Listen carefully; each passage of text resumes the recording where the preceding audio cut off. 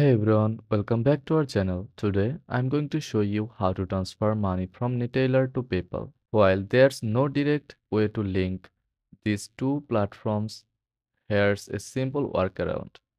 Step 1. Link your Neteller account to a trusted intermediary like a cryptocurrency exchange or a virtual wallet that supports both Neteller and PayPal. Popular options include Skrill, Binance, or Coinbase. Step 2. Transfer funds from Neteller to your intermediary account by choosing your preferred method, like buying cryptocurrency. Step 3. Once the funds arrive, transfer them to your PayPal account. Most platforms allow you to sell your cryptocurrency and withdraw the amount directly to PayPal. And that's it. While it may take a few steps, this method securely bridges the gap between Neteller and PayPal.